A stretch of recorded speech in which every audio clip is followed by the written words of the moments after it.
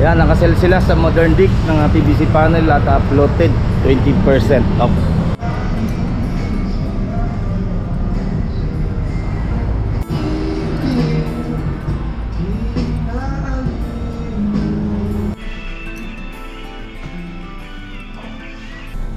Yan, okay na. Oo. Okay, yan na. Yung niche niya, medyo lalaki-laki natin. Sakupin na natin yung dalawang tiles na 60 by 60 para maganda yung cut niya.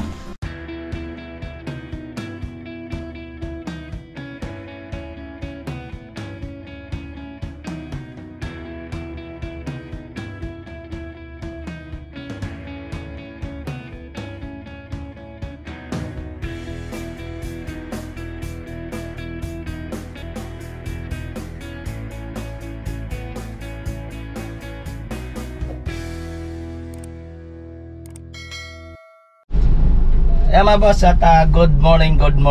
Welcome back ulit sa ating YouTube channel and then sa ating Facebook page. Dito tayo sa may Modern Dick na kinukuha na natin ang PVC panel at floated panel. Okay, pipick upin na natin yung floated ng kay mama sa block 31 ng Limobrosa Phase 3. At nag-sell kasi sila, pagkakalam ko 1 year na nila ngayon. Kaya yan yung mga gustong humabol. Ayan, nakasell ang ating Modern Dick para sa bagsak presyo. Okay, update ko kayo pag nandun na tayo sa pick upin ko lang muna. Let's go. Ayan, nakasell sila sa Modern Dick ng PVC panel at uploaded 20% off. 20% off. Kukunin natin yung floated para sa block 31. Okay. Si sir, shout out kay sir.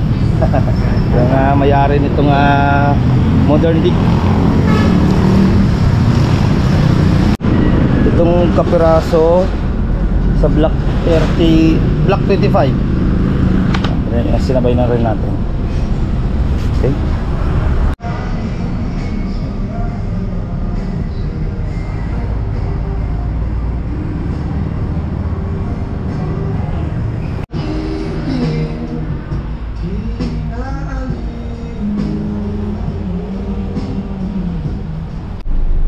Ayan mga boss, at nakuha na natin yung PVC panel. Ayan na. Ay, hindi makita. Ayan. Ayan, PVC panel. Ayan, floated panel. Nakuha na natin. And then yung kailangang clip para doon sa 25. And then isang piraso na floated din para din sa 37 sa bar counter. Okay.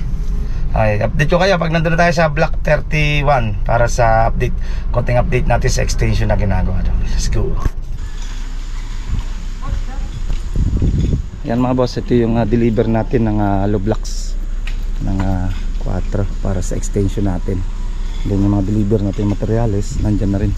Check natin dun sa yung nakalipas na kahapon na ginawa. Then yung graba, ito na rin. Then yung PVC floated natin para sa TV console. Pinababa na lang galing ng Modern Dick. Simento, ayan, tambak sila ng materials na yan. Simento natin. Ayan, adhesive.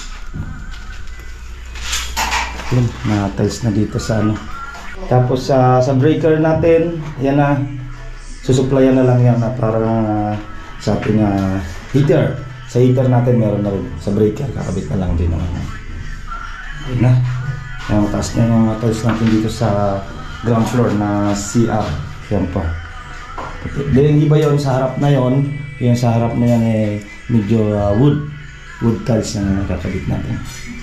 Okay, yan na. Yung niche niya, medyo lalaki-laki natin.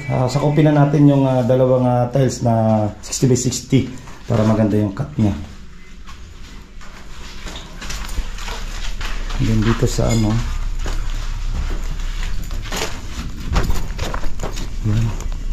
Babakbakin natin yan, hugutin natin yung bakal. Oo, lagyan na lang natin ng lagyan natin ng poste kahit maliit lang na lang yung 10 by 15 lang para hindi lumabas yung crack. Kailangan makuha natin yung niyan, yung kanyang bakal. Tapos to Tapos mayroon pa yan dito isa eh. Meron natin yan. Hatiin nyo na lang sa gitna. Sa poste. Yan, okay na yan. Bababa lang naman kayo mula dyan. Bababa lang naman kayong 20. Meron pa tayo doon. Sa may dugsungan. Kahit 10 by 15 lang. Poste. I-square na rin. Oo, 10 by 15 lang doon. Didikit natin. Tapos hugot tayo ng bakal. Kung wala, pakpakin natin yung wall. Oo, para hindi labas yung crack. Yan, nakapag-layout na tayo. Tapos to, meron din yan. Hugutin din natin yung bakal niyan. Ayan pala yung tubo, no? Yan, okay na. Yan natin tatapos sa lababo. Oo. Yan, at sunod to, ano na to? Parilya na tayo. Pagkabuhos, ano na? Poste na. Mayroon pa isa dyan poste. Yan, prepare na yung kanyang bakal. I-check natin sa second floor.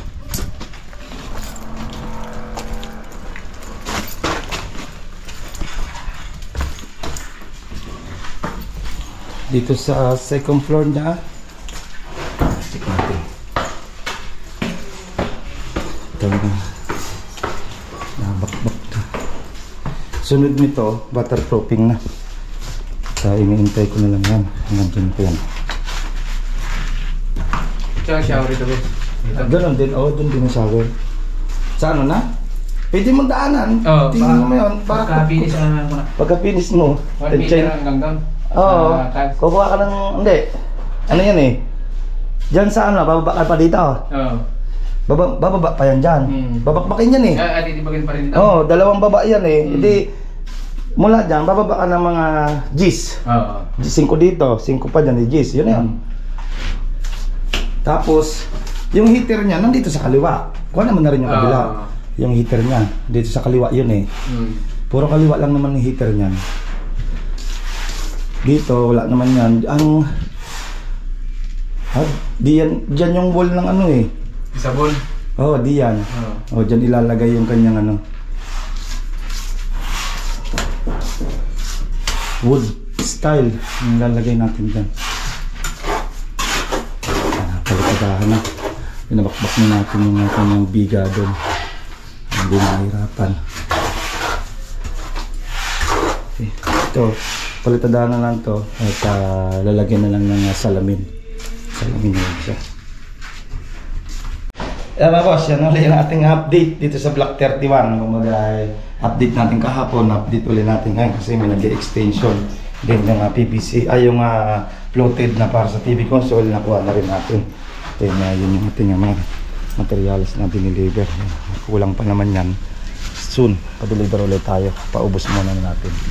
Okay? Yan. At next update natin, ibang lineya dito. Okay mga boss, yan na muna nating update. At bye-bye. Ingat-ingat tayo mga boss. Ito pong J. Uragon Vlog, napakaganda po ng channel na ito, no?